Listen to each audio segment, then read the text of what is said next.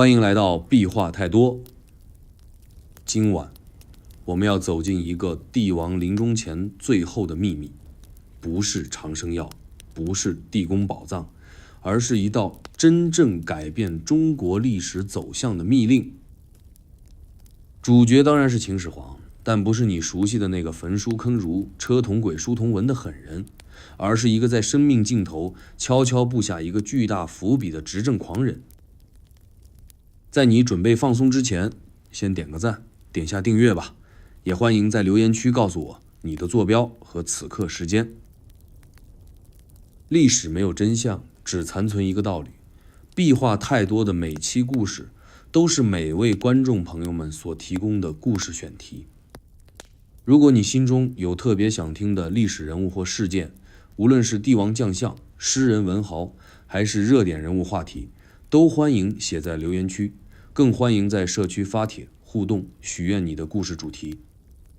你的建议很可能成为下一期的故事主题，让我们一起把这个频道变成属于大家的助眠故事角落。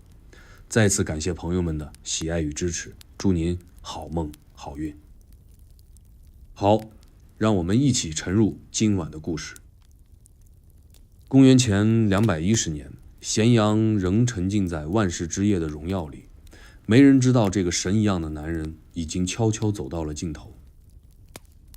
那年，秦始皇第5次出巡，带着最信任的宦官赵高和少子胡亥，还有他最信赖的文臣李斯，一路向东。官方说是巡视封禅，民间传言是寻找不老药，但真实情况只有他自己知道。这趟行程是一次交班之旅。皇帝知道自己身体不对劲，从琅琊台往回走的那几天，他经常头晕目眩，心悸作恶，御医用尽药石也无法缓解。车驾到了沙丘，就是今天的河北广宗一带时，他再也撑不住了。就在这座偏僻的行宫内，他下达了人生最后一道密令，传位之诏。这封密令并不是我们后来熟知的那封传位于胡亥的诏书，而是另一封直接点明了长子扶苏。这份诏书由秦始皇亲口口述，李斯亲手拟写，赵高则站在一旁静静听着每一个字。诏书写完后，皇帝还反复叮嘱赵高，带着他马上送到上郡，让扶苏赶回咸阳主持丧礼。这是一道标准的皇位交接指令，没有模糊，也没有试探，只是天不遂人愿，或者说赵高没有让他遂。秦始皇驾崩那天，赵高彻夜未眠，他手中握着的不只是皇帝的遗诏，更是未来帝国的走向。他很清楚，如果照着这封遗诏执行，扶苏将成为新皇，而扶苏一向刚直，不容宦官专权，自己恐怕活不过3天。他没有第一时间派人传诏，而是悄悄将其收起，然后以天子有疾、密不可宣的名义，把整个沙丘行宫变成了封口区。车队继续前行，而皇帝的尸体被装进了冰柜般的密车。这一路，车队像是正常出巡一样，穿过了邯郸、邢台、安阳，一路南下。工人不敢多言，百官不知实情，甚至连一些随行的大臣也只是听赵高传话，陛下静养，勿扰。直到抵达咸阳前夕，赵高才跟李斯摊牌，如果这封诏书你愿意改，我们都还能活，不然你也知道扶苏对你也并不亲近。李斯犹豫了整整1夜，最后点头了。他们联手伪造了一份新的遗诏，传位胡亥，赐死扶苏。这封诏书的内容逻辑混乱，风格粗糙，不像皇帝一贯的语气，但赵高只在意一点，那就是要快。他清楚，一旦扶苏得知父皇去世，很可能不等诏书就起兵回咸阳，到时候一切都来不及了。而赵高没想到的是，秦始皇其实布了双保险，那封遗诏之外，他还曾暗中口头吩咐一名进士骑快马北上，要去找被位者，一个谁也没听说过的名字。这个人不是胡亥，也不是扶苏，也不是皇室常驻咸阳的议员。这个人从历史记载中几乎消失，但他有一项任务，若赵高误国，替我收局。这说明秦始皇并不是信任赵高，他只是把赵高当成棋子。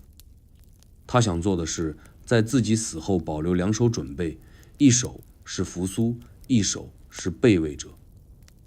赵高呢，只是那只递纸条的手，替他启动计划。问题是，赵高察觉了这个安排，他在途中刻意安排意外，让那个进士骑兵再也没回到咸阳。至此，秦始皇的密令只剩下赵高手中的那封纸，真正的意图被完全抹除。皇帝躺在关中，却无法阻止人间的局变。扶苏在北方接到诏书后，一言不发，交出兵权，自刎而死。他或许早就看穿了一切，却也知道父亲已经无法为他辩解。而沙丘的那间行宫，从此变成历史上最冷的一间帝王遗嘱办公室。它不再存在于地图上，也无人敢再提元始遗诏这4个字。只在后来的《史记》某处，司马迁悄悄写了几个字：始皇崩于沙丘，赵高密不发丧。就这几个字，藏了一场帝国级别的转折。但故事还远没结束。你以为这只是一次遗诏被改的事故？不，这才只是刚引出第二帝国的计划。真正的布局还藏在那封未曾送出的遗诏背后，一张早已画好的未来帝国替身图。咸阳终于传出消息，秦始皇驾崩，新皇登基，皇位由胡亥继承。消息一出，朝野震动，却没有太多人质疑这则权力交接，因为皇帝的遗诏从不容置喙，再加上赵高和李斯的合力背书，一切似乎顺理成章。然而，那封被宣读的第二封诏书却处处透露着不对劲儿。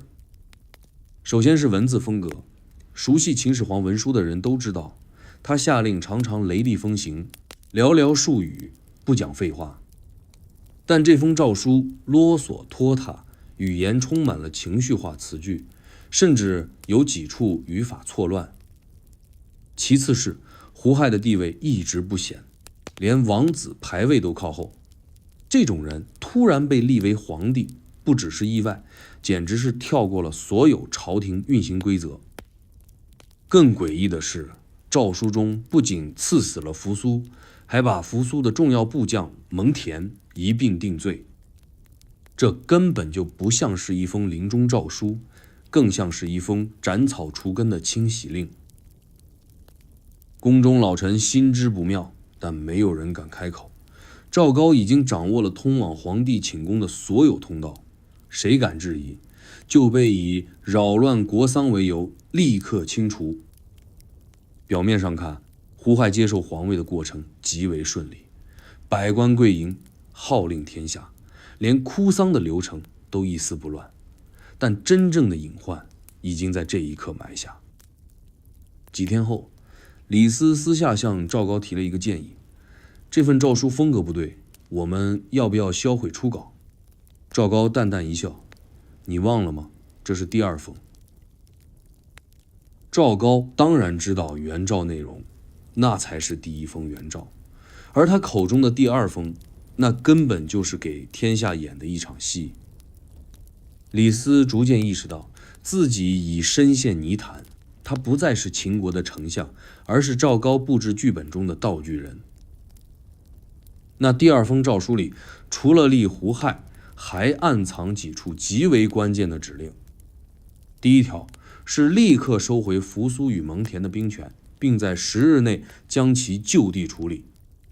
第二条是修改秦国的国葬流程，将本应送入地宫的部分随葬文书进行重新编目。第三条是设立一个帝国重组小组，由赵高领导。任务是清查各地遗命文书。这一条才是关键。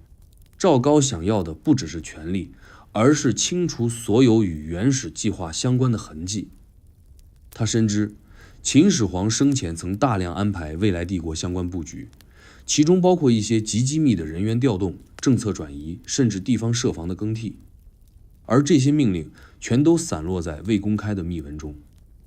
如果不能彻底铲除这些材料，就无法彻底断掉秦始皇的另一套剧本。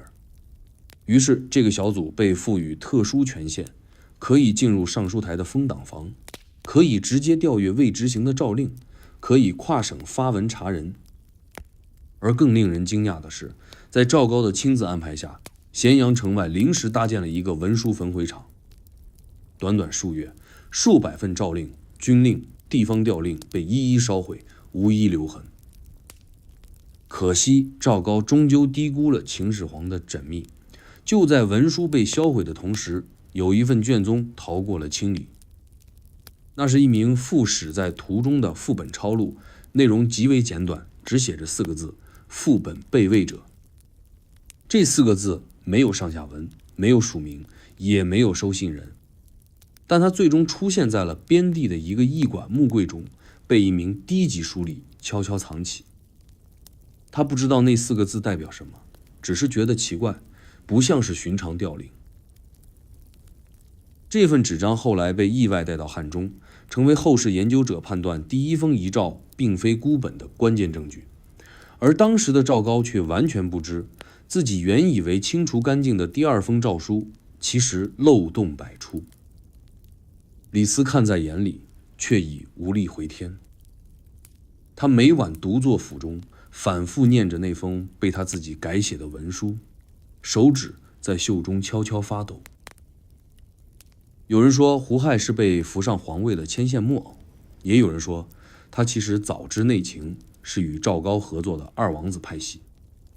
但无论哪一种说法，都掩盖不了一个事实：那份第2封诏书从头到尾都是一个精心安排的替身，代替真正的帝国意志上台，彻底颠覆了秦始皇的原始安排。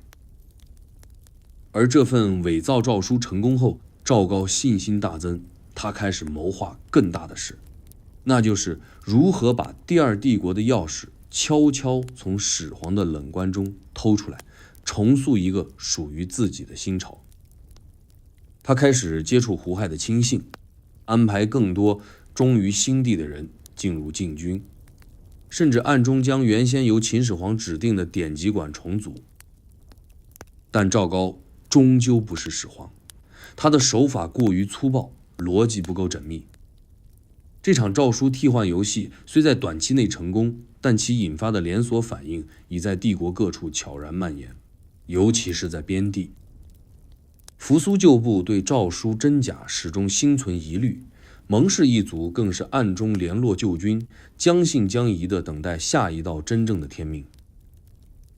第2封诏书宛如一场深夜唤心术，换走了帝国的灵魂，却留下了脆弱的身体。而始皇真正想留给后世的，是一封无人敢打开的计划书。它没有被烧毁，没有被读出，只是静静躺在某个无人问津的石函之中，等待那个能读懂它的人。赵高忙着焚毁的不只是文书，还有一份更危险的东西，那就是始皇的副本计划。如果说统一6国是他手中的第1帝国，那这份计划就是他想留给后世的第2帝国。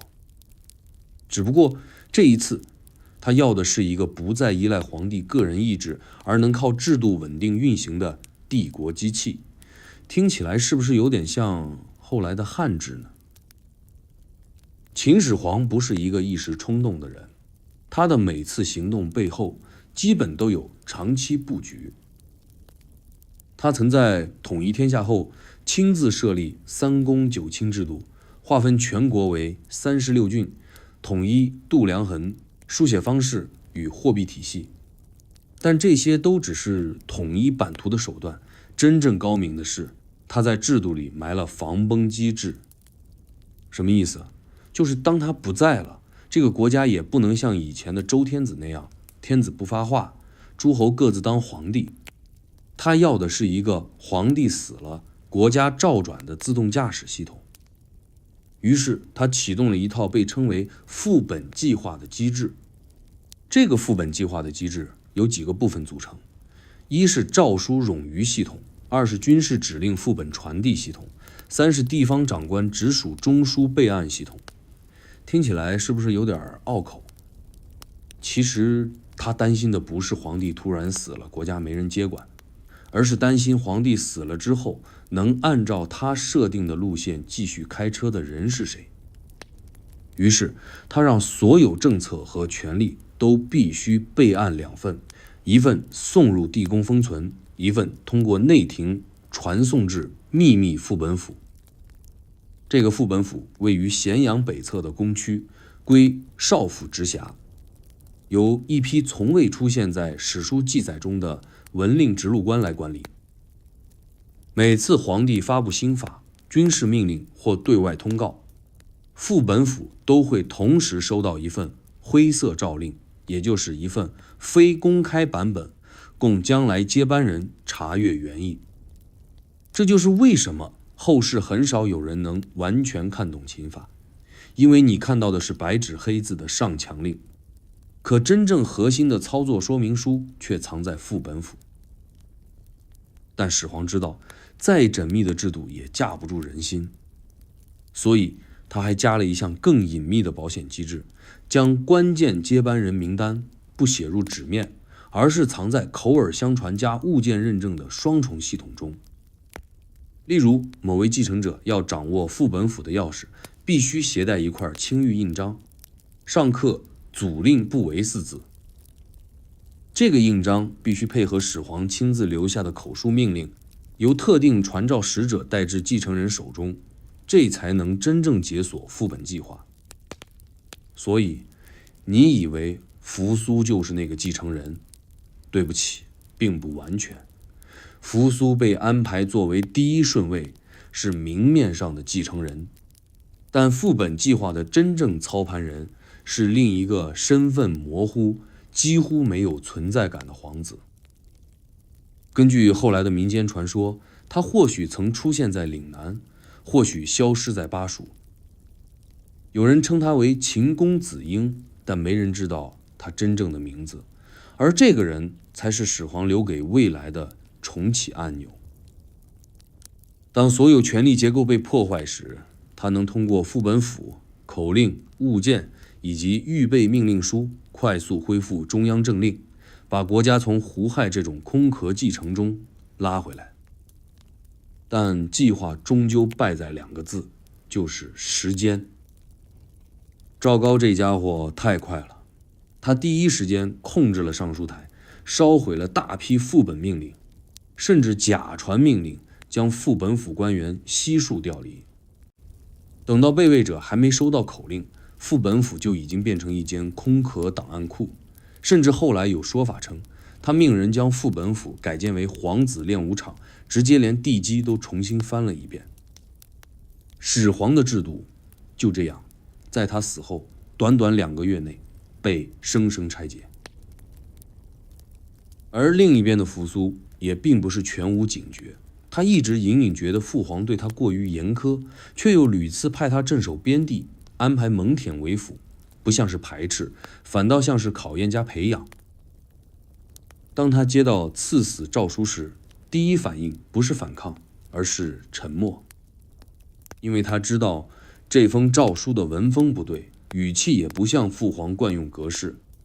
最重要的是，连蒙恬都被一笔带过，父皇绝不会做这么粗暴的事情。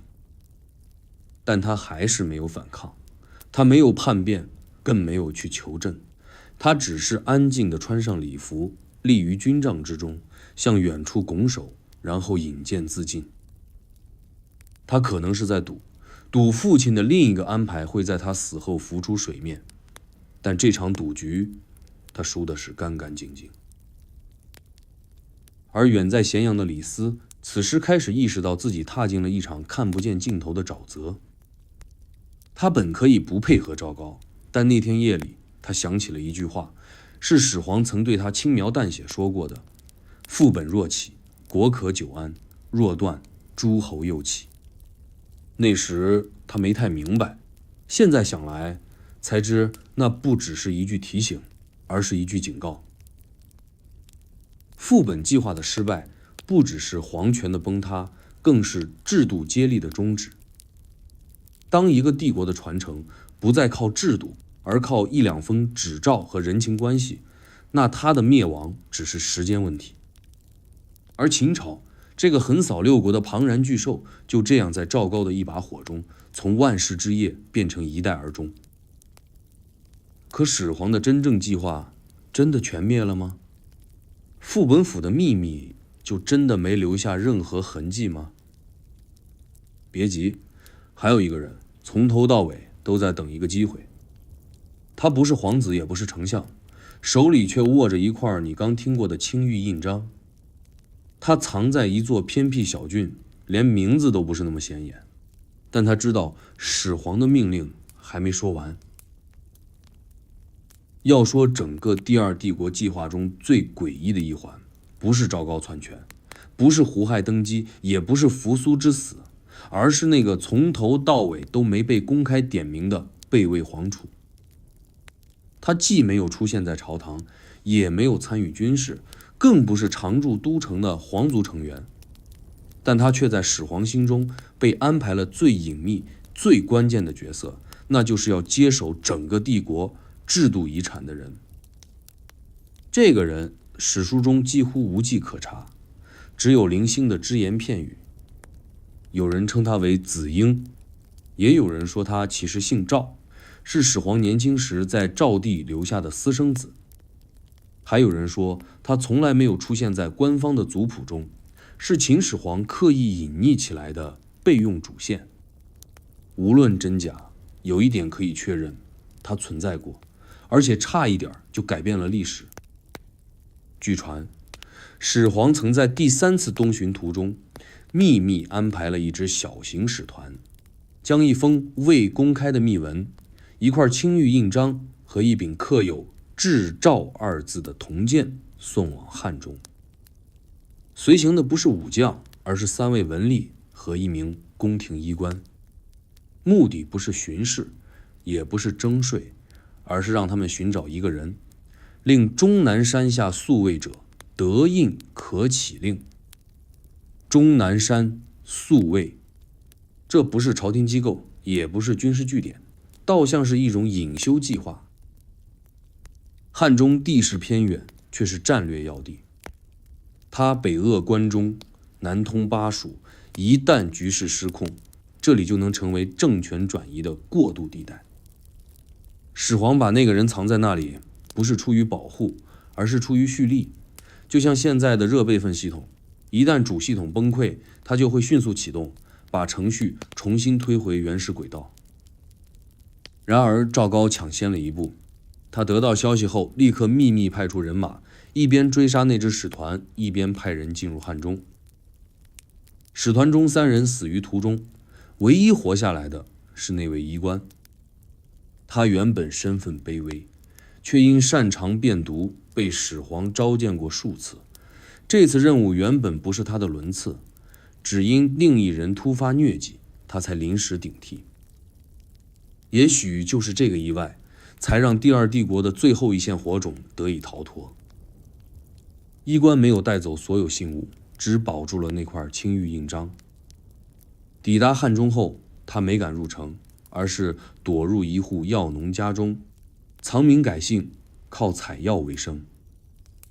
几年后，秦朝灭亡，咸阳被烧，胡亥被逼自尽，赵高被车裂，整个帝国像一座沙雕一样塌在大雨中，而那块印章也在汉中的某个竹筐里沉睡多年。那么这块印章究竟象征着什么？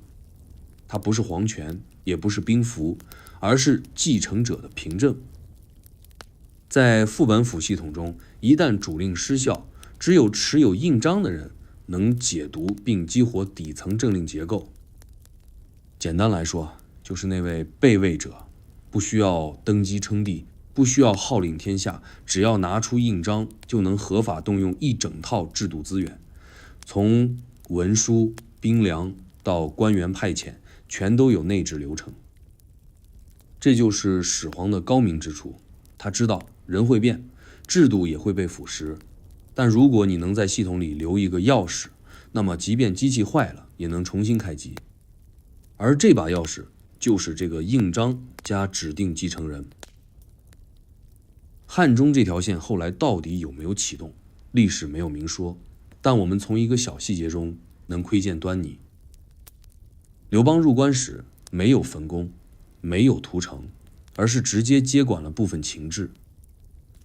他保留了秦律的核心条文，只删掉极端刑罚，保留了郡县制，只在上层加了封王，保留了文书系统，只换了朝廷用印，甚至副本府也被整合成后来的尚书台。这不是革命，这是接盘。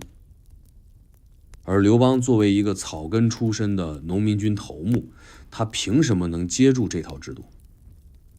历史书写着他善于纳谏，礼贤下士，这些当然没错，但最深的底牌在于他身边有人可能拿到了那块青玉印章。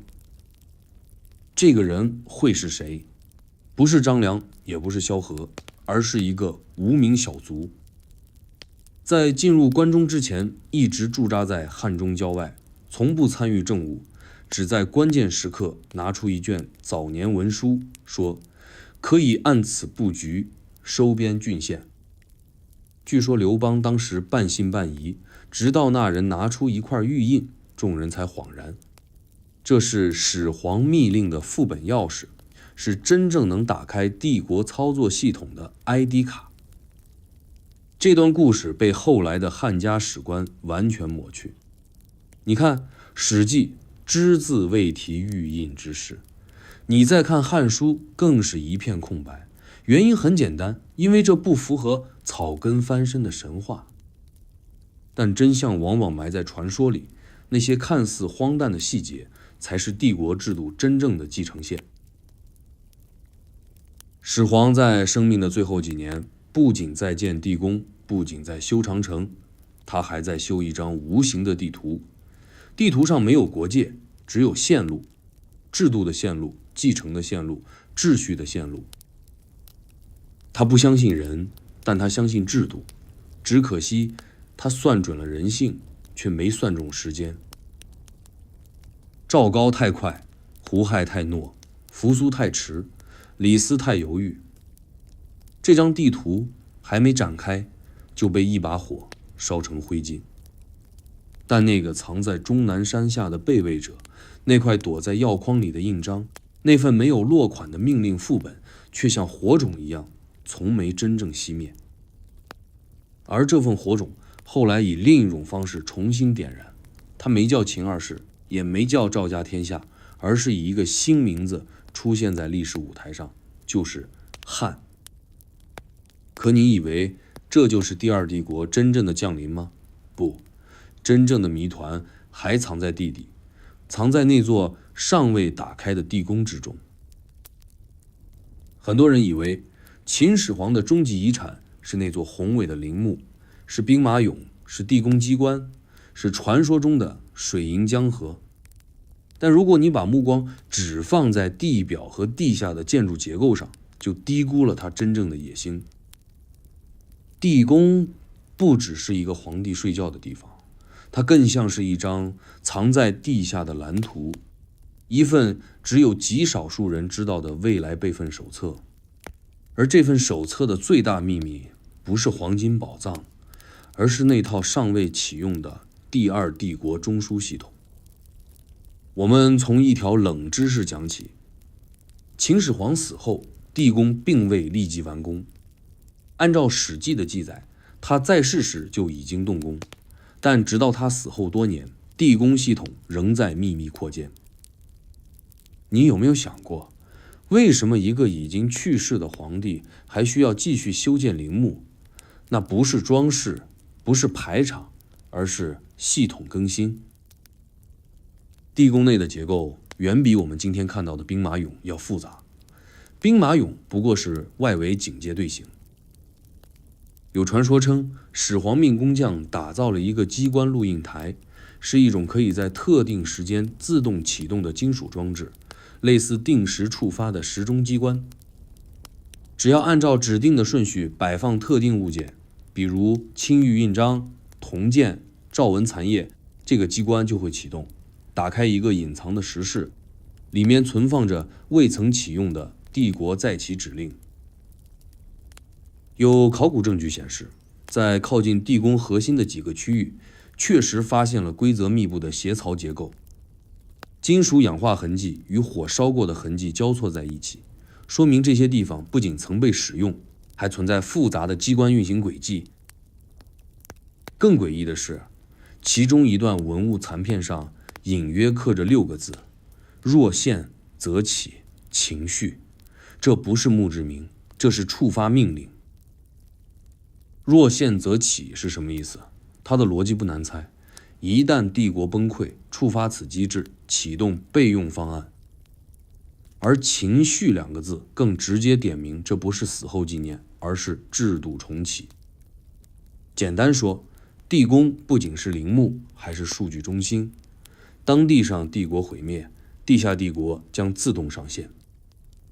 问题是，这套系统从未被启动，因为从赵高开始到项羽焚城，没有人知道这个系统的存在，或者说知道他的人已经死了，钥匙也已经被掩埋。最接近真相的是李斯，但他在胡亥政权的第2年就被诛杀。临死前他说了一句话：制度在地，不在人。没人听懂这句话的意思。现在想来，那句遗言可能就是他最后的提醒。有人说，地宫机关不过是传说，但传说往往来源于某种真实。民间曾流传一个怪故事，汉初有一批咸阳百姓被项羽纵火焚宫后牵至山中，相传其中一户人家3代守着一个铜匣，里面有一块圆形青铜片和一小块被烧焦的玉。第3代传人交给了一个姓刘的长者，说这是始皇留给未来的。那块玉是不是青玉印章没人知道，那块铜片是不是机关启动钥匙也没人确认。但故事的结尾很诡异，刘姓长者把东西埋在一口干井里，只留下一句话：若再乱世，可取。这口井的遗址在今天的咸阳近郊，但没人敢动它，因为它被列入文物保护不可发掘区域，理由很官方，地质结构不稳定。但真正让人忌惮的，也许是打开之后会发现什么无法能够把握的恐惧。回到地宫，我们需要重新认识始皇对帝国这个概念的理解。他并不认为皇帝等于帝国，他也不把自己看成帝国的主人，而是启动者。所以他在地宫布下的不是装饰用的来世乐园，而是一套备用大脑。在这套大脑里，写满了制度流程、政治分工、法律模板、军政文书备份，甚至还有他对未来100年政局的推演。这些内容不在纸上，而是存在机关箱、青铜轴和密封简牍中，用的是简化篆文与特别符号，不是一般人能读懂的。始皇的想法很极端，也很现代，那就是与其相信一个人，不如相信一套不会背叛的程序。而这个程序的安装盘就藏在他的陵墓里。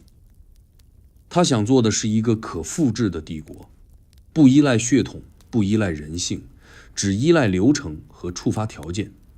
当这些条件满足，他就能自动接管社会运转，把一切拉回轨道。但问题就是，这个系统只完成了90%。赵高的篡改让关键触发件缺失，项羽的纵火让部分机关被毁。刘邦虽然接手了制度骨架，但没有完全解读那套备用逻辑。于是，第2帝国最终没有启动成功，只留下了一堆遗骸和一座至今没人敢挖到底的地宫。而最大的讽刺是，始皇花了一生铸就可续帝国，结果这个帝国活不过他本人。你说他失败了吗？也许，但更可能的是我们至今都还没完全读懂他的意图。他不是简单的想当皇帝，他是想让皇帝这个职位，哪怕人死了也能靠制度活下去。说到底，他不是想造王朝，他是想造操作系统。而这个操作系统的最后一行代码，就藏在那句几乎没人注意的碑文里：地中有律，百事可循。这不是墓志铭，是系统说明书的最后一句话。只不过现在没人会读它了，也没人知道那座帝国主机还开不开得起来。但万一有一天我们找到了那块青玉印章呢？你可能会问，这块被秦始皇赋予最大信任的青玉印章后来去哪儿了？是被赵高烧了，还是在项羽焚城时化成了灰？答案都不是。这块印章没有消失，也没有遗失，而是被悄悄转移了出去。而且就在始皇死后的那一年，被一个谁也没注意的人拿走了，是一位看起来毫不起眼的抄录官。这抄录官是干嘛的呢？他的主要工作就是负责把正式文书誊抄多份，通常供各级官府、边地军营备案。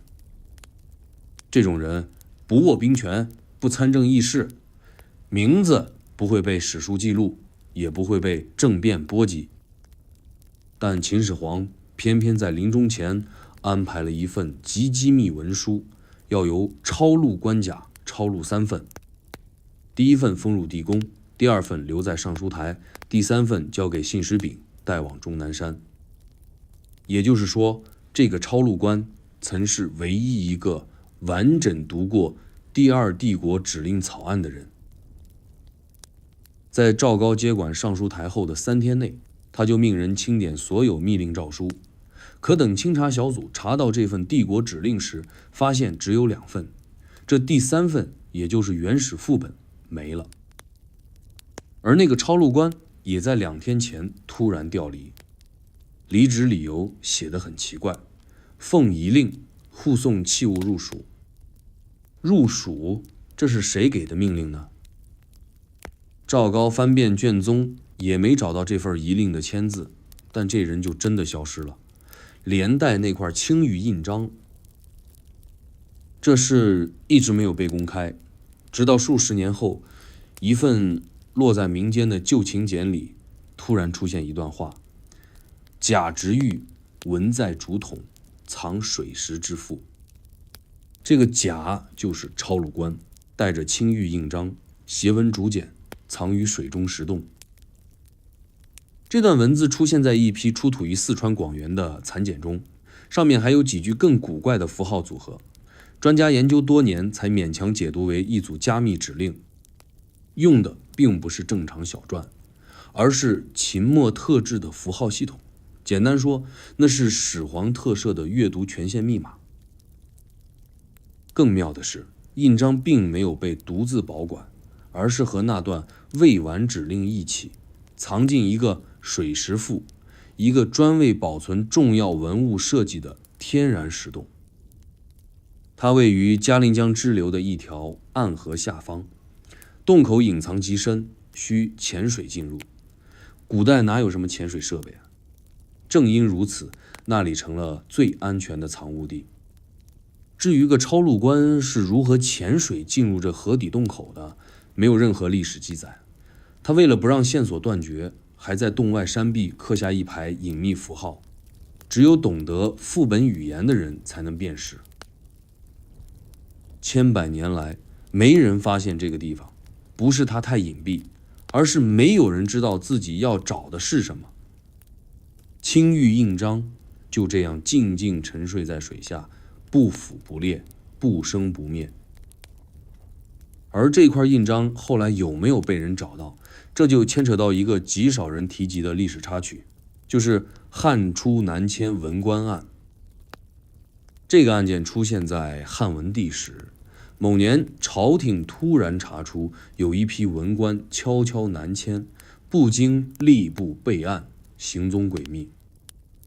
其中一人名叫张平，出身寒门，却拥有一套完整的旧秦郡县制图，还有一枚带有祖令部为篆刻的青玉扣。这块玉不是印章，但形制、材质、刻法都与传说中的青玉印章极其相似。此人被拷问数日后，口供只有6个字：物不属我，属国。属国，这是个模糊词，当时也没人多追问。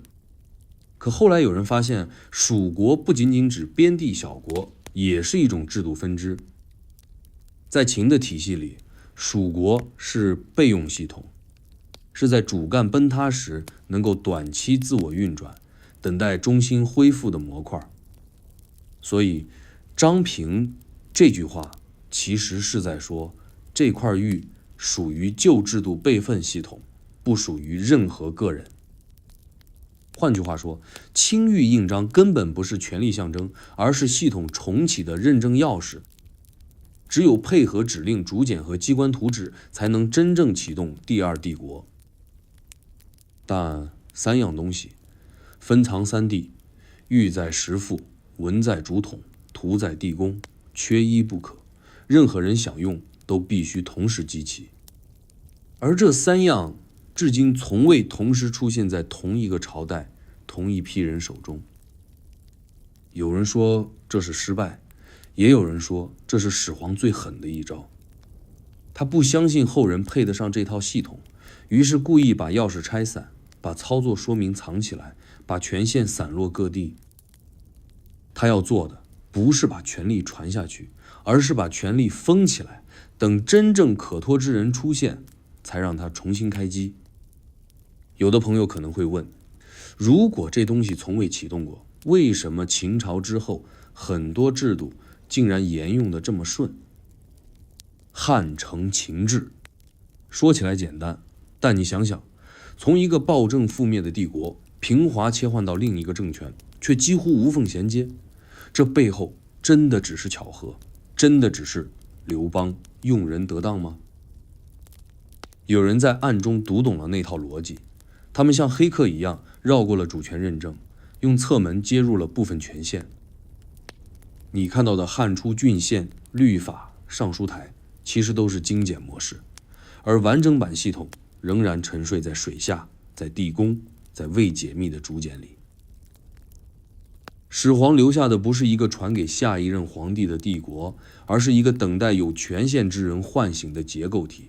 他要的是千秋万代的政体稳定，不是血统轮替。他不想让儿子继位，他想让系统继任。但历史最终选择的方向，竟然在他画出的轨道上持续运转了几百年。而那块青玉印章还在那里。他不说话，不发光，不认人，但他知道，他只认那套秦制系统。就在所有人以为第二帝国计划已随始皇入土，印章成盒，指令焚毁，制度遗忘的时候，一场看似偶然的军事调动，却无意中踩到了那套沉睡系统的一角。那就是始皇死前悄然安排的一次北上计划。这场计划没有诏书，没有史书记录，连调兵的命令也并非通过正常的军政渠道，而是以一封边防休整函的形式绕过尚书台，直接传给了北地郡的某支工程部队。表面上是休整边关驿道，实则调集了上千名熟练工匠、战时工程兵和地理测绘员，还有一支特殊的文吏班子。时间是公元前211年，地点是阴山南路。始皇亲自审定过这份计划，只说了一句话：此行不为今人用，为后来者也。别看这句话没什么杀伤力，但它隐含着整个第二帝国核心逻辑。它要为未来帝国的重启留一条北上通道，这条通道不仅是物理上的路径，更是一条制度上的后门通行证。北地郡地势险要，战略位置接壤匈奴，但地形易守难攻，自古是政权重建、兵马集结的理想区域。秦始皇选择在此设立备用中枢接收点，是因为他知道，一旦咸阳陷落，地宫被毁，副本府无法使用，系统必须有一个外部启动点。而这项工程的执行人名叫侯玄，是始皇亲自从匠人营中提拔上来的制度执行力。他不是军人，不是贵族，而是懂机关图、懂地势布局、懂工程调度的一介平民。此人曾参与修建直道，也曾为始皇修筑多个隐蔽文书库，是为数不多能接触非公开图纸的人。此次调往北地，他的任务是建造一座无字城。无字城不是名字，而是一种特殊构造。整座建筑群不刻任何匾额，不写任何碑文，不悬任何旌旗，全靠编号与暗符进行管理。这是为什么？因为它不是给当朝使用的，而是为系统重启者预留的空间。当天下大乱，其他据点失效时，只要持有印章的人走到这里，输入正确的命令标识，就能启动备用官署系统，快速恢复国家指令传递能力。侯玄奉命打造这座城，耗时1年半，分3期建设。第一期是3重防线，分别对应普通侵扰、军事突袭和内部叛乱。第2期是5级仓储系统，包括文书、兵器、粮草、马匹和通信器械。第3期才是最隐蔽的一层，就是中枢机关室。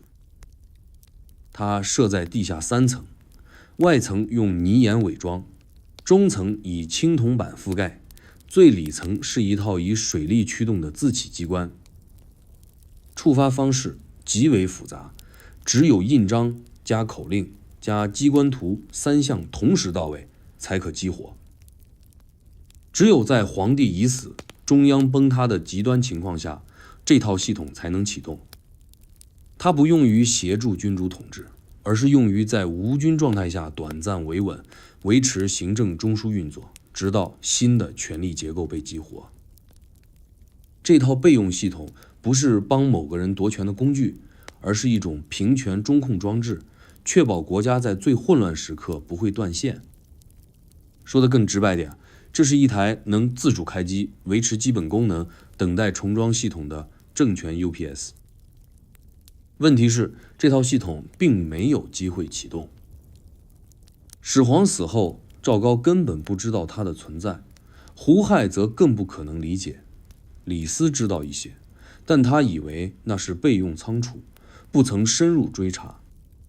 侯玄本人也早早隐退，传说他在工程结束后封口自尽，但也有说法称他带着一份密图和备用口令，悄悄消失在边塞草原，从此无人知踪。而那座无字城就静静地躺在阴山脚下，外表像一座普通营地，内部却是一个冷启动的帝国中控台。几十年后，匈奴一度南侵，据说有部落闯入阴山腹地后，走失进一个奇怪的地道群。地道尽头有一块巨石，刻着一排小篆：此非尔属，速速离去。不久后，部落病疫爆发，全军溃散。这个故事没人当真，但在当地被当作山神禁地流传至今。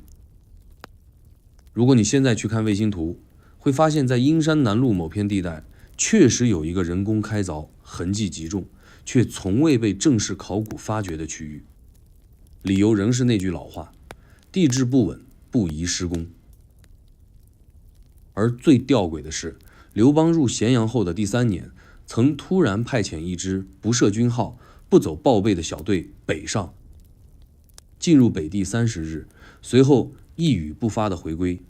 队中3人封官入朝，其余再无记录。这支小队的唯一共通点是，都出身关西本地，都有旧秦官书识读背景。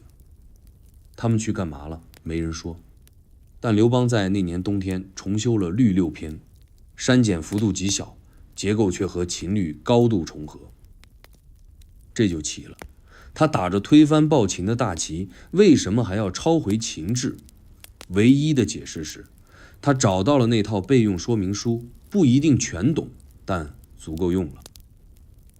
而那座无字城现在还在，它不会说话，也没人能随便进入，但它的存在就像秦始皇放在时间深处的一句冷笑话：你们可以烧宫、杀臣、改史，但只要有人拿到正确钥匙，帝国就能重新开机。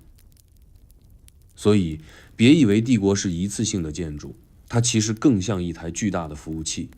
平时你看不见它的后台运转，但只要系统没有被格式化，它就永远在等待重启指令。而你听到的这场故事，其实就是一个还没被按下的 Enter。如果说阴山脚下的无字城是始皇留给制度的冷备份，那东南方的某个小城则可能是他为皇室血脉准备的最后落点。这不是传宗接代的庙堂安排，而是一套彻底脱离主政体系的南逃路线图。目标只有一个，一旦帝国灭亡，至少还有人能带着真正的皇族血脉和制度火种逃出升天，保住下一步的接力。这个地方叫丹阳，今天的地理位置大概在安徽南部，三面环山，一面临水，水路直通长江，地势易守难攻，气候温暖湿润，不易爆发大规模瘟疫。更关键的是，这里在秦朝时期并不属于政治核心区域，不显山不漏水，却早早被始皇圈定为地南转移带，在当时叫南风驻守点。你可能会问，始皇不是个极度掌控欲的人吗？怎么会提前准备跑路路线？答案很简单，他太了解制度的脆弱了。他并不是不知道秦政的高压本质，也不是看不到六国余孽仍在暗处伺机。他知道，一旦自己一死，如果系统无法及时接管权力中枢，那整个帝国就会从上往下塌，一步一步瓦解。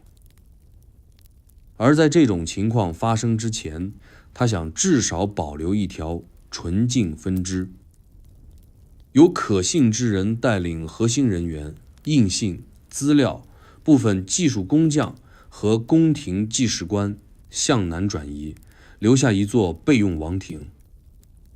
丹阳这个点位的选址并非临时起意，据传早在统一六国前，始皇就曾私下派出一支小队，以勘察水利为名南下考察，后来又以修建离宫为由，在丹阳北郊修建了一座封闭宫院，内部结构类似咸阳宫的缩小复制版，甚至连地下室都有机关走廊。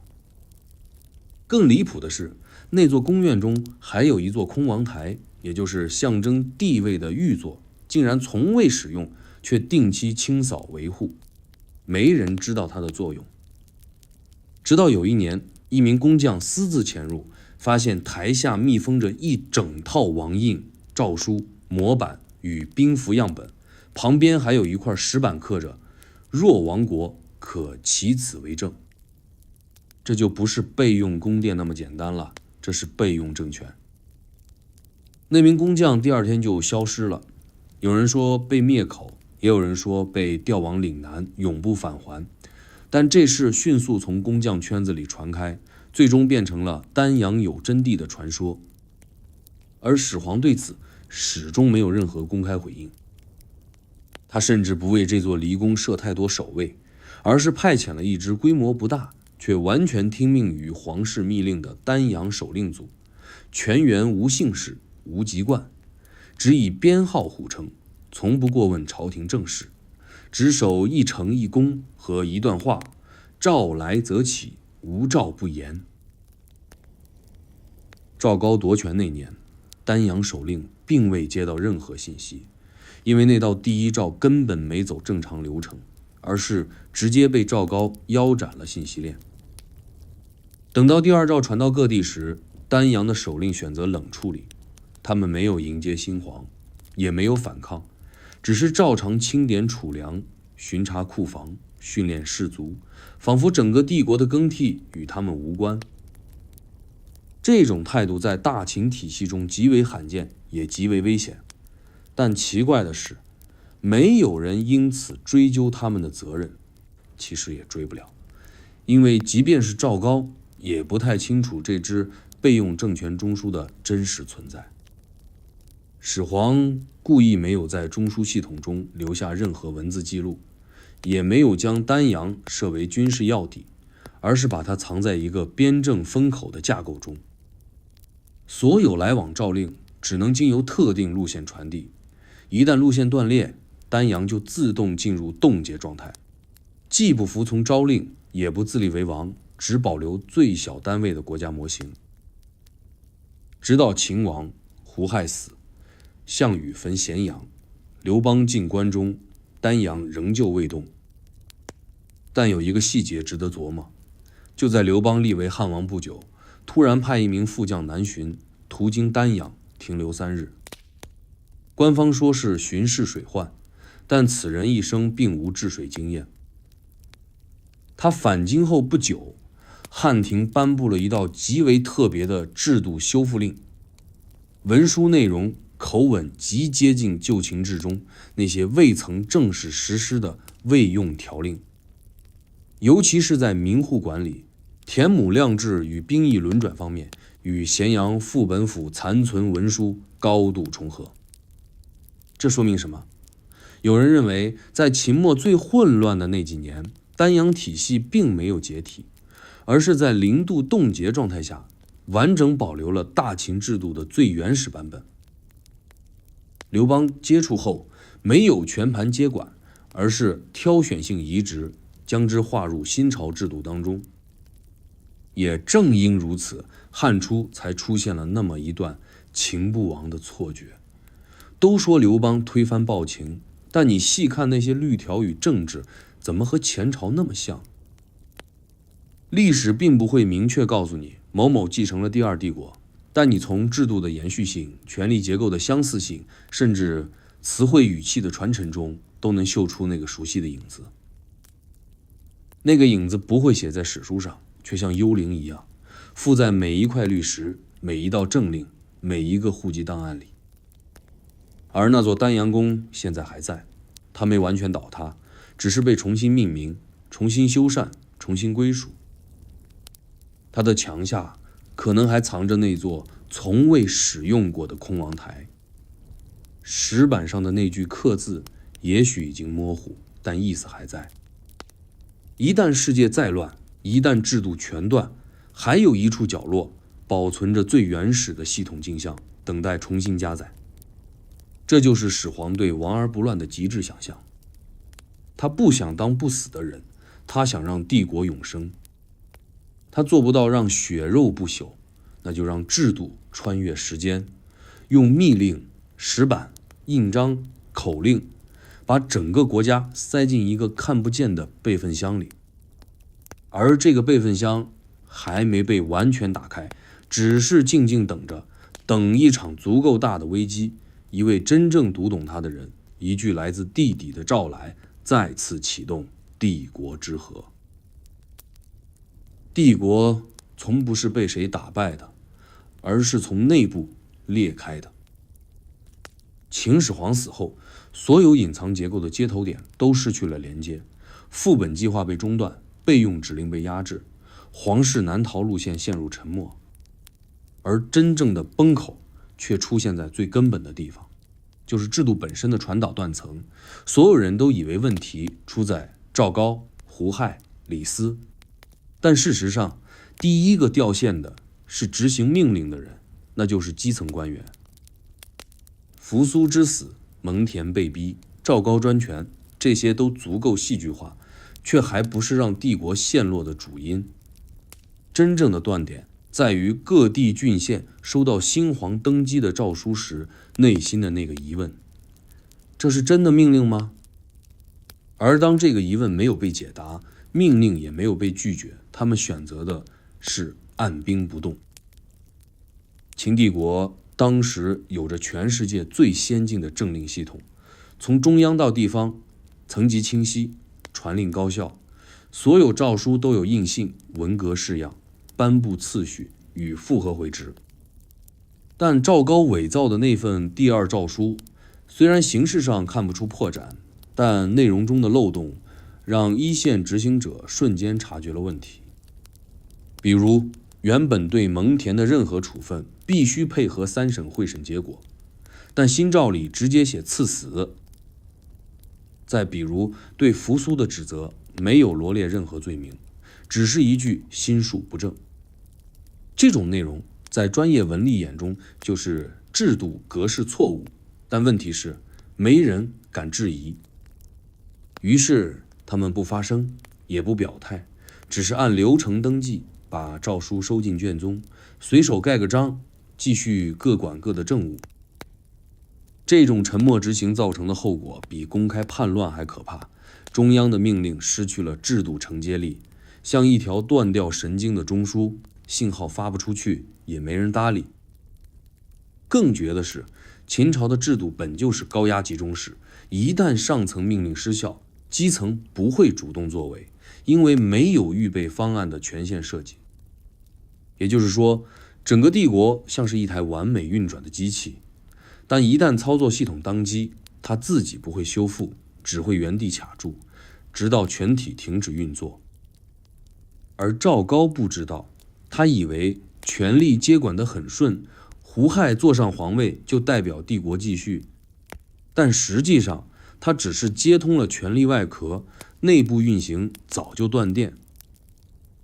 郡县不动，民心不通，军政脱节，每一道政令都像丢进水里，表面波澜不惊，实则早已开始腐烂。那一年，全国开始出现文书延滞现象，中央下令征粮，3月未回报，下令移调兵力，边郡将领以未接实诏为由拒绝。你以为他们在抗命？不，他们只是在等待一个更像样的指令，而这种等待就是帝国第一个真正的裂口。大家嘴上不说反对，但都知道这封命令不是来自真正的系统主脑。换句话说，在始皇死后，那个本该启动的自动接管程序并没有启动，而赵高硬插的 U 盘虽然能亮屏，但跑不出程序。大家都看着这个空壳帝国，一边装作一切照常，一边在悄悄等待，等待那个真正的继承系统是不是还有机会恢复。而就在这种全民待机的状态下，帝国开始冻僵。这种僵局最后被谁打破？不是楚汉，而是农民。陈胜吴广起义不是因为他们看懂了帝国结构，而是因为他们看见了制度的软肋，没人回应，也没人修复，正是最容易被掀桌子的时候。他们不是有多强，而是对面根本没连上电，整个一个瘫痪状态。而项羽为什么能以迅雷不及掩耳的速度攻下关中？因为他根本不是在打，他是在穿透。他发现帝国的官员对命令不理不睬，兵营只守营不出战，传令系统早已僵死，只剩下一个空空如也的皇城。他不是斩首，而是捡到。而你以为刘邦靠军功得天下吗？他自己都知道，那不是他赢了战斗，而是他接通了系统。他用的不是军队，是逻辑。他发现很多秦官依旧保持档案，依旧按照秦制执行，却只是不再认赵高的命令。只要他能拿出一套看上去比赵高更合法的权力结构，那些制度人就会默认接入。于是他干了一件看起来很蠢但特别管用的事，重新克制一套官印系统，仿照秦印格式，用旧秦语言发布复权令，同时大张旗鼓地恢复丞相、郡守、县令3级链路结构。结果他发现，所有基层官员居然快速接入，效率恢复，民间响应，整个系统好像被重新通电一样开始运转。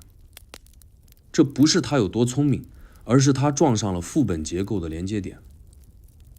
始皇留在制度底层的那套备用逻辑，在赵高那里没被唤醒，却在刘邦这种模仿式继承里意外重启。你以为他是在统治，其实他是在接管。秦朝灭了，但秦系统还在。赵高自以为夺了地位，却只是抓住了一个没插电的外壳，而真正的制度芯片则在那些根本没人看见的传令表格、律法行文、执行流程中，等待一个识得其格式的人轻轻一触，帝国再开机。而这个出发点是全国第一个命令不被执行的时刻。从那一刻起，帝国不再依靠权力，而依靠逻辑。谁能让逻辑接上，谁就能继承这个帝国。不是王，不是血统，不是神权，而是制度语言。也就是说，始皇真正留下的不是帝国的身体，而是帝国的语法。赵高不识语法，所以他篡不了权。刘邦学会了语法，所以他继承了政体。帝国表面在打仗，实则在跑一场谁能成功加载制度备份的考试。而你我今天说的秦王汉兴，其实不是一次锻炼，而是一次逻辑切换。说到秦始皇的地宫，大多数人脑中浮现的都是兵马俑、水银河、金银财宝，还有机关暗道。但你有没有想过，那些看得见的东西可能只是诱饵，而真正的核心藏在不被展示、不被提起、不被研究的一块地方，那就是石板密室。它不在主墓道，不在腹葬坑，而是在最底层、最靠近地脉的一处隐室，据说叫绿葬台。因为这里存放的不是珠宝，不是陪葬品，而是一整套关于秦律的译本。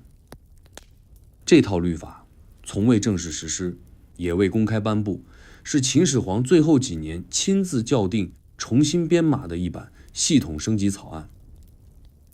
按照某个在地宫外围工作的工匠晚年口述，这套律本石刻极厚，字体极深，而且是用反刻的方式。也就是说，不是为了人去读，而是为了压模复制。你没听错，这不是一份用来读的律法，而是用来复刻的。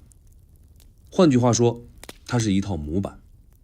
上面的内容不仅包含刑律条目，还包括格式模板、审案程序、文书传递链路，甚至还有一整段以军政对照为标题的制度交叉条款。这不是法典，这是国家操作手册的底层代码。秦始皇为什么要把这东西藏在最深处？很简单，地宫可毁，兵马可灭，但只要绿葬台还在，就有人能复制出一模一样的国家系统。他知道朝代会亡，人会变心，但制度可以重装。他不是在防敌人篡权，而是在防后人走偏。只要谁能找到绿葬台，并能读懂那套格式，他就有权利接入国家的操作底层。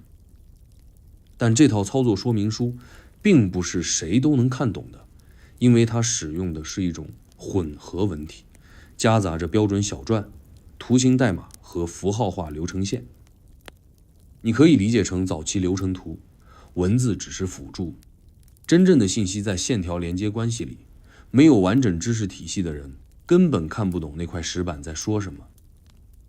有趣的是，这套文体后来的确被继承了。你在汉代初期的部分残简中能找到极其相似的流程图加批注加密文组合，尤其是在郡县文书和调令副本上，格式几乎一致。这说明什么？说明有人曾接触过绿葬台的内容，并依照其格式重新构建制度。那问题是，这个人会是谁？汉初最有可能接触过秦制深层结构的人有两个，一个是张良，一个是萧何。张良懂战略，擅长布局，但对制度细节并不深入。而萧何出身文吏，精于制度运转，是整个汉初制度系统的复刻工程师。据说他在刘邦入关后，第一件事就是入秦府收旧令，并在短时间内整理出适用于新朝的文书体系、律法条目和官职架构。那他是怎么做到的？有人猜，他曾接触过地宫外围的一些律藏残本。项羽入咸阳时烧毁宫殿，但有传言说他并未进入主墓，而是封死了墓口，将部分外围机关暴力摧毁。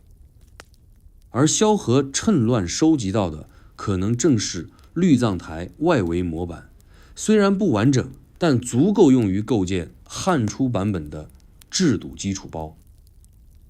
而在这些制度中，有一个极其关键但又被悄悄沿用的结构，叫令、奏、复三级流转系统。简单说，中央发令，地方上奏，中枢复审。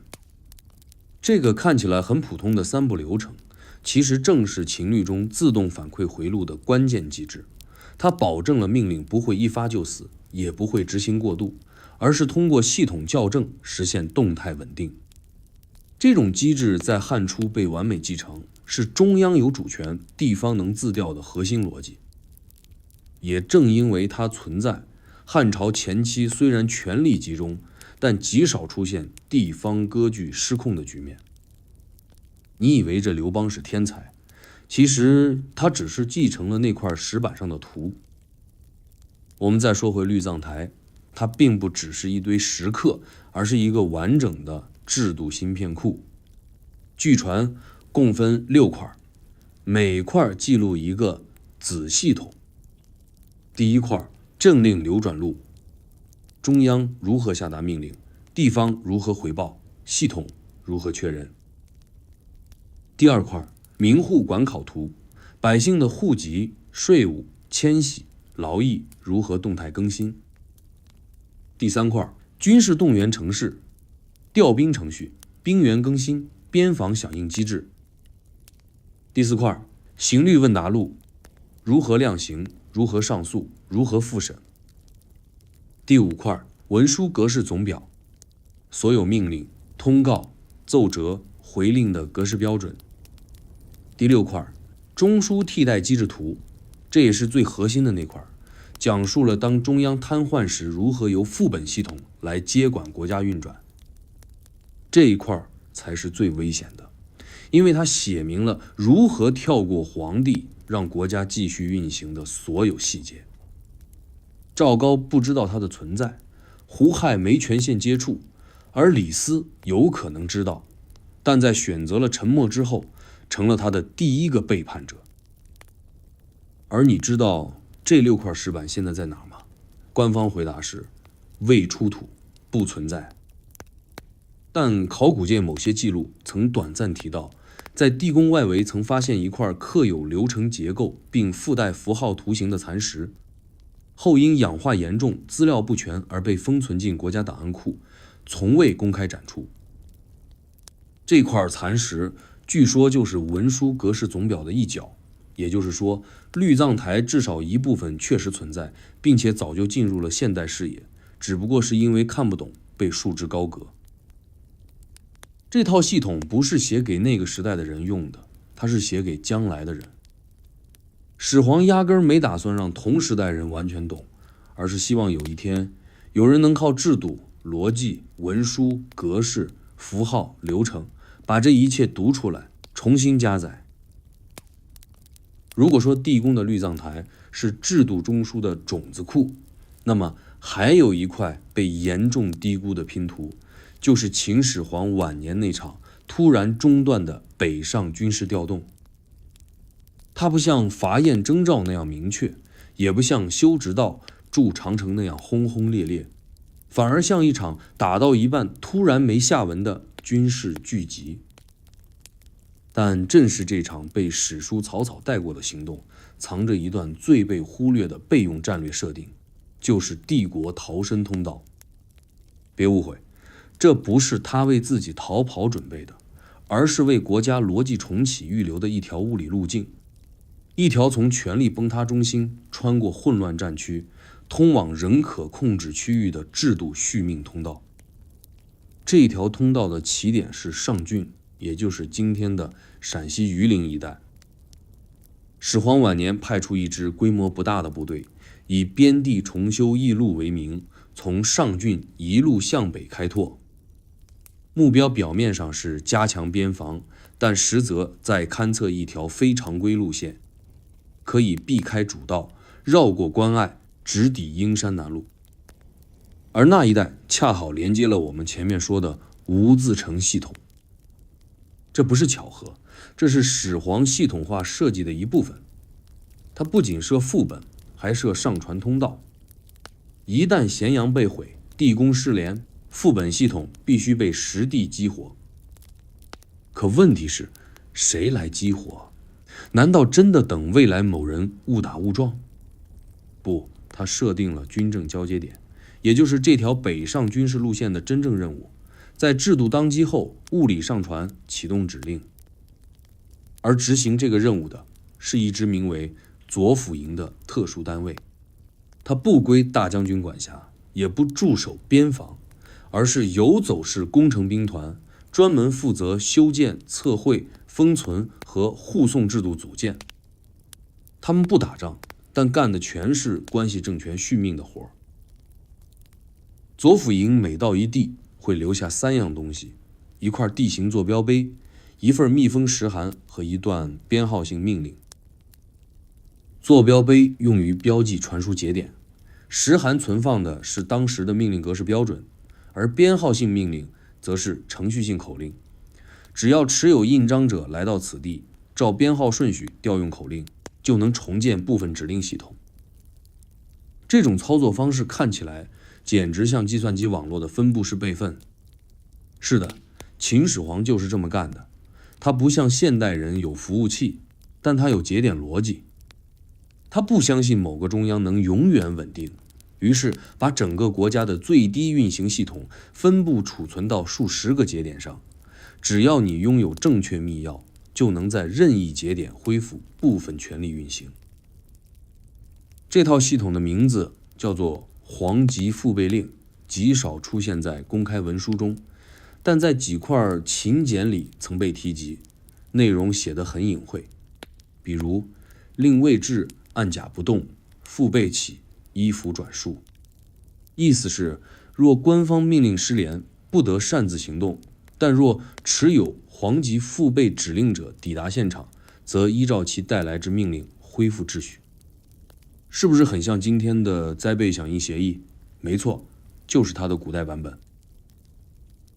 左辅营在始皇生前完成了10余个节点构建，但计划并未完结。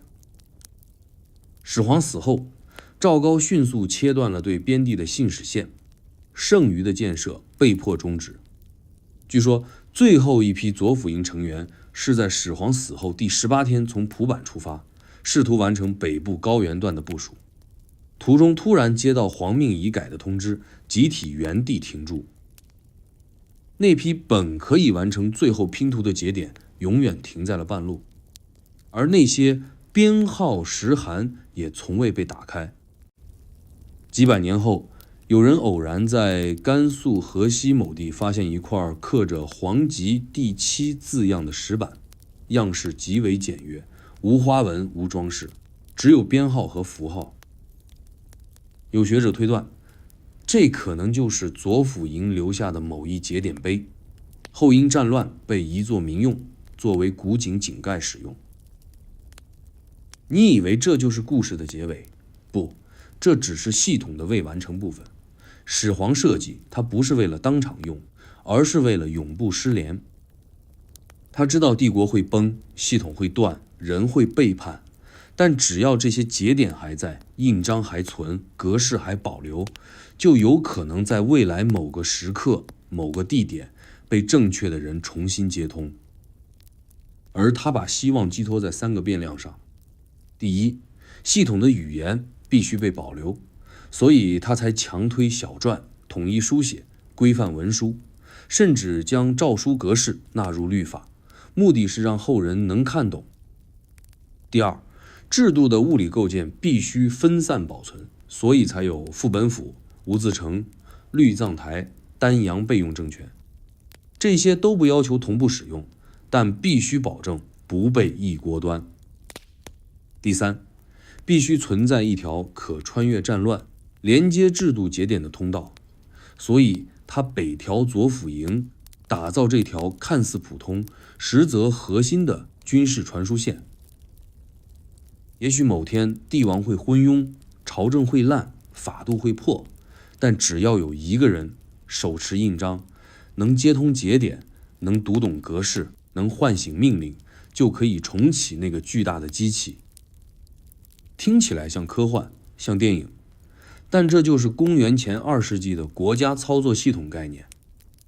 而你要明白，始皇最恐惧的从来不是他死，而是他死后这个帝国变成一具空壳，变成赵高、胡亥那样的权力尸体。于是他做了你想不到的一件事，他把皇位分装进制度组件，撒进每一个可用节点，只等一个真正懂系统的人把它们一一捡起，然后重新启动。我们讲了这么多制度节点、副本系统、备用政权、密文指令，听起来像是始皇对未来满怀信任，但别忘了，他其实是个极度不信任任何人的人。正是这种偏执，让他设下了最后一道保险，一个隐蔽到几乎从未被提起的南线避难计划。路线图明确，执行人选已定，目标却从不对外公布。它不像地宫那么玄，也不像绿藏台那么复杂，但它有一个特质，能带着最关键的东西，悄无声息地从帝国塌陷中脱身。这个南线不走驿道，不沿江水，而是一条山林密道体系。从潼关出发，经武关、商於古道，再切入今天的川北深山腹地，最终引入湘西与黔北交界的一片无人区。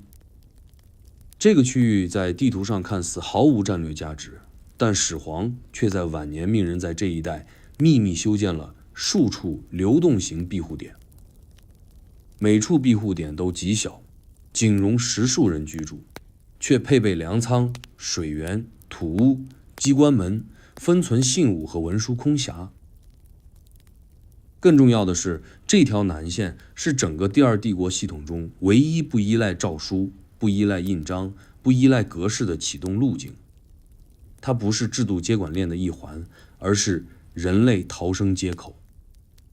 一旦所有制度系统都瘫痪，所有中枢被夺，所有节点无法启动，只要这个人沿这条路线成功走到终点，他就是系统的默认主人。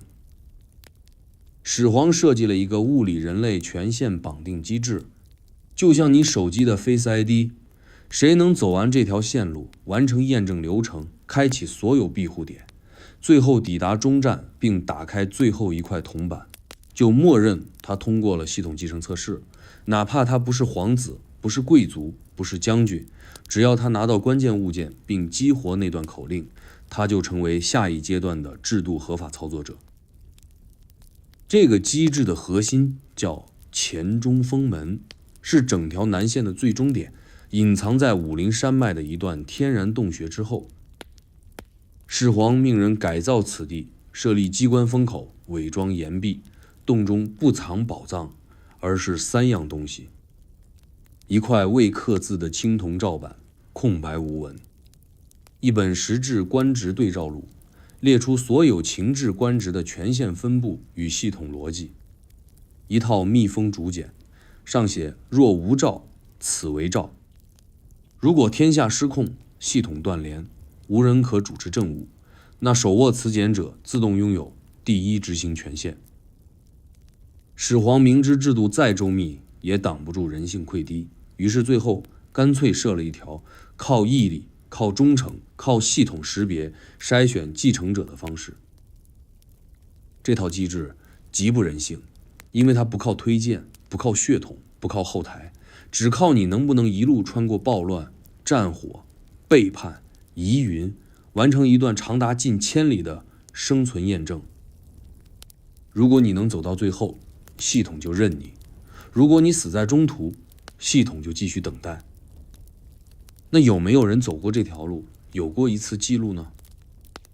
汉初某年，朝廷派人清理秦旧地，在黔北发现一处小型庇护点，内部还有储粮残迹和烧火痕迹，旁边墙上刻着5个字：我至不见诏，没有署名，没有时间。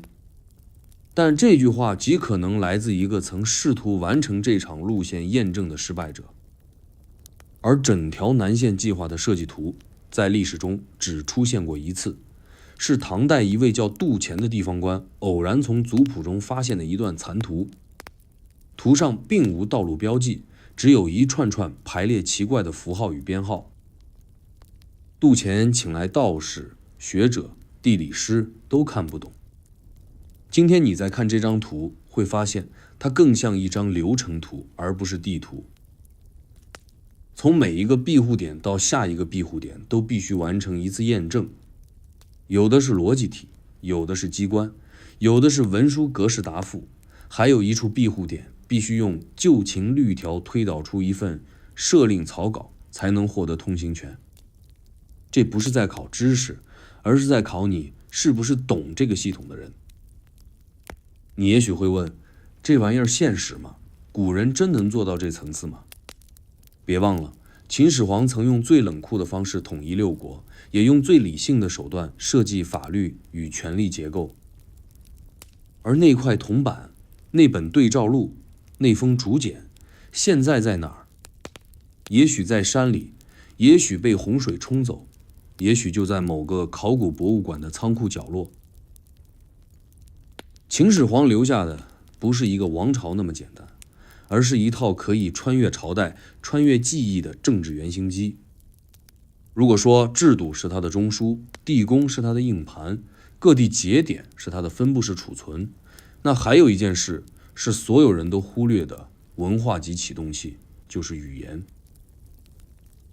始皇晚年最不被理解、最被吐槽，甚至被后人骂得最狠的一个举措，就是统一文字。可你有没有想过，这件事从根本上说，并不是为了沟通，而是为了兼容。统一文字不是文化控制，而是系统格式化。它要让这个帝国的每一个人、每一个行政单位、每一个律文诏令，都用一种标准格式写入系统，否则系统就无法运行。你可以有方言、有口音、有地域差异，但你写出来的东西必须统一，格式要对，逻辑要通，命令才有效。这套标准文字叫小篆，它不是某个文人发明的艺术字，而是经过制度裁剪、格式压缩之后的文书系统语言。每一个字都不是美学主导，而是为了在泥板、竹简、石刻3种介质上高效存储、识别、复制。这才是秦制能统一6国、全国一体、律法通行的根源。因为无论你是齐人、楚人、赵人、燕人，只要看到那套文书，你都知道它是来自系统的指令，不能随意更改，不能质疑来源。它有一种语言权威，来自于系统设定，而非人类权利。而这个语言系统的极致体现，正是官印制度。你别小看那些小小的官印、封泥、文字格式，它们是整个国家的认证机制。在秦朝，文书要合法，必须3要素：一是小篆格式，二是封泥封口，三是印信对应。任何一项不符，系统拒绝执行。而这个认证机制，才是秦制在政令运行上的无形操作系统。你可以换皇帝，可以换丞相，可以打仗打得天翻地覆，但只要这套语言加认证结构还在，系统就还在运转。问题是，这个赵高是怎么破坏系统的？他没有直接砸毁制度，也没有篡改法律，而是用一招最致命的语义污染。他篡改了秦始皇的遗诏，那不是篡位，而是修改了系统语言规则。你看那封第2诏书，格式、词汇、语气全是非标准版本，偏情绪化、口语化，甚至引用了之前未曾出现的新格式。很多基层文吏一眼就看出问题，但他们不敢说，于是默认执行，也就是系统被输入了乱码。这就好比你的操作系统每天运行正常，突然有一天来了一封病毒邮件，文件格式不对，语言指令错位，但你点了继续运行，系统不死，但逻辑混乱，越来越多的错误命令开始累积，最终导致整个系统崩溃。而你以为这就是系统瘫痪的终点，始皇早就预设了语言系统崩坏后的低级备用通道，这条通道不靠人识别，而靠物件识别，也就是所谓的物证优先机制。只要语言失效，系统会优先识别标准印章、格式化文书、系统编码器来判定命令真伪。比如那块青玉印章，它不仅是象征，更是一个系统硬件识别模块。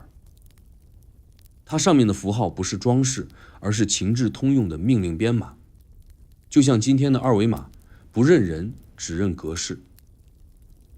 这套逻辑被后来的汉朝完整继承了。你以为尚书台的文书系统是新发明？不是，它是标准文书格式复刻中心。所有的诏令、指令、奏章和回令都必须按照一定格式排版、落款、印章和备案。有没有发现，这其实还是秦制，只是换了个 logo。甚至到了唐宋以后，这种语言加格式加认证的制度遗产依旧存在，只不过被层层美化，叫做章表制、封驳机制、制告系统。这是始皇设下的一套语义国家结构，制度靠武力维护，系统靠语言支撑，而语言一旦统一，制度就获得了可再生的能力。你打掉一个朝代没关系，但只要系统语言还在，新的政权可以快速装载旧系统，重新接管国家。所以你会发现，汉朝用了秦的制度，魏晋沿用了汉的文书，唐宋又复用了魏晋的格式，明清干脆把整个大一统结构推向极致。你以为这是中国文化的延续？某种意义上是秦语言系统的超长待机。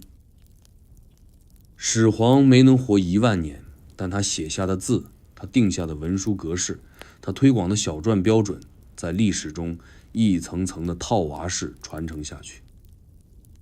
他不以政权更替为转移，只认语言结构，只认格式兼容。如果有一天天下再乱，纸面政权失控，逻辑结构断裂，那些保存在印章、格式、流程里的语言碎片还会重新组合，成为新的制度基础。而那个能读懂这些语言、能理解这些格式的人，就是新帝国的合法执行者，不是天命所归，而是于法所成。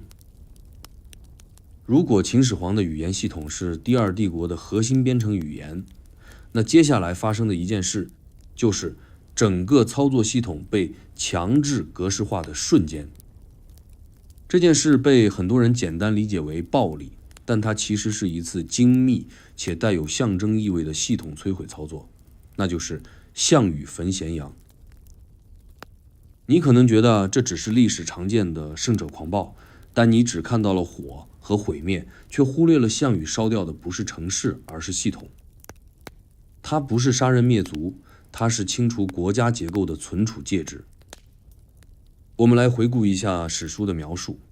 项羽入关后，3日纵火，焚烧宫室、档案库、藏书楼，连宗庙都没放过。这不是泄愤式破坏，而是精准清除所有有秩序传承意义的地点和内容。它不是在破坏帝国，而是在格式化硬盘，让这个系统彻底无法重装。你问他图什么？他图不可复制。他知道秦始皇死了，但更害怕的是秦的制度还在。那套律法、官职、文书、流程、语言和认证机制，是个即便换了皇帝也能继续运行的帝国操作系统。于是他用火杀掉的不是人，是政权的可继承性。这就是项羽真正的残酷，他不是篡改，是删除，他不屑学秦，也不想复秦，他只想这个游戏以后谁都玩不了。而他最狠的一刀，不是在咸阳宫的金殿上，而是在一个很少被提及的地方，就是咸阳的尚书石库。这是秦始皇为储存副本命令、制度图表、文书范本而设的密封档案库。外部结构极厚，内部文书全用石板与金属简封存。传说中，这里保有整套绿藏台之外的另一批简化版系统拷贝。但项羽在入城第5日便将此处夷为平地，甚至动用了凿岩熔铁之法，彻底破坏了内部构造。后来的西汉想要找回那套制度结构，曾派人考察此地，只找到一堆扭曲变形的金属碎片和石板残角。你现在明白了吧？他的目的从来不是抢，而是让后人没得抢。他失败了吗？从皇帝这个角度，他当然失败了，但从系统摧毁者的角度，他其实成功了一半。他确实让第二帝国的主系统被烧毁，许多原始图纸、格式范本、流程代码被永远湮灭了。也正因如此，刘邦接手时只能依稀模仿，无法原样复刻，这才有了汉初那种半秦半汉的奇特制度。底层逻辑还是秦，但语义风格已变，格式结构被重新编排。项羽就是这样，明明可以接收系统，偏偏选择摧毁。他不是系统使用者，他是格式终结者。但他也高估了自己的破坏力。有一样东西，他怎么烧也烧不掉，就是记忆。那些曾经看过秦文书的文吏，那些抄写过律法的低级官员，那些搬过副本图版的工匠，刻过流程符号的石匠，他们的记忆里还残留着系统语言的残片。项羽烧的是硬件，但备份存在于人心。等他火烧完，得意完，放马南归，很多人偷偷地开始默写系统。是的，不是抄，是默写。他们把还记得的文书格式、命令、口令和流程段落一点点写出来、刻出来，再传出去。这种口述复制，最终在刘邦的手中变成了汉初官制原型。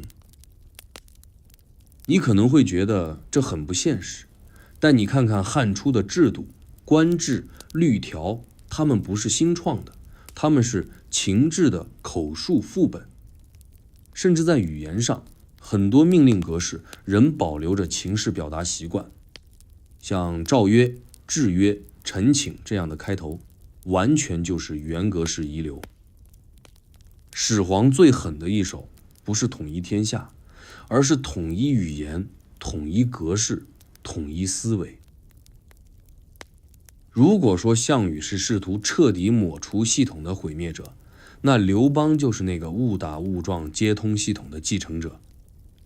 他没有赵高的阴谋心机，也没有扶苏的皇族血脉，更不像秦始皇那样具备制度构建的远见卓识。但偏偏就是他，成为了第二帝国最后的系统登陆者。很多人误以为刘邦是草根逆袭的典范，靠人缘，靠运气，靠张良、萧何、韩信才走到权力巅峰。但你真去看，他入咸阳后的所作所为，几乎像是在执行一套制度恢复流程。第一步，他不烧宫，不毁库，只发布一道话语极短、格式极勤的命令，就是约法3章。别小看这3条，它不只是政治表态，更是格式示意。他在告诉百姓，告诉旧秦官员，告诉系统，我是兼容的。这3条规定全是秦法核心逻辑的抽象浓缩，杀人者死，伤人者刑，盗者罚。这不是创新，是复现。而他选择用这个开头，不是因为他仁慈，而是因为他知道必须先格式对得上，系统才会理他。第二步，他迅速恢复官职对照结构，秦制有三公九卿、郡县制、律令系统、文书审核、印信机制。刘邦没有全部复制，但保留了最关键的链路结构：尚书主文书，御史管监察，丞相理行政，三权互制，层层上报。整套系统虽然换了包装，但骨架没动。这不是他喜欢秦朝，是他发现烧掉的秦朝，是皇帝，是名字，是宫殿，但没烧掉的秦朝是一整套国家运行机制，百姓在用，官员在跑，数据还在流。他要是不接，国家就继续摊着；他一旦接上，政令力通，赋税即来。第三步，他悄悄启动制度修复计划，这一步是萧何操刀。史书记载，萧何收秦法，删繁就简，定律30篇。听起来是减负，但实际操作上是恢复格式，把残存文书、口述经验和民间记忆一点点整理成系统语言，然后重新编译。这就是萧何版操作系统，版本号叫9章律，主框架源自秦律，但 UI 界面变了，权限分级简化了，运行逻辑更人性化。你看，是不是像现在的软件更新？而刘邦从未宣布废秦法，他只是说改，但从未说断。这种模糊操作其实就是系统兼容过渡模式。你前朝的资料我不推翻，但我做了热补丁，让它能在新环境下跑起来。后来历朝历代都说自己是法纪秦制，其实他们自己都不太清楚，他们接手的不是法，而是语言。只要你用的语法规则、格式结构和权限模型都来自那个系统，哪怕你换了名字，变了朝号，系统依旧认你。故事讲到这里，也该慢慢落下帷幕了。这一夜，我们穿过焚烧的宫殿，冷静的诏书，沉默的官印，未被唤醒的机关室，还有那条没人知道是否走得通的南逃线。愿你今晚入梦时，也能在幽深的地宫里听到那句沉睡千年的命令：诏曰，帝国重新运行。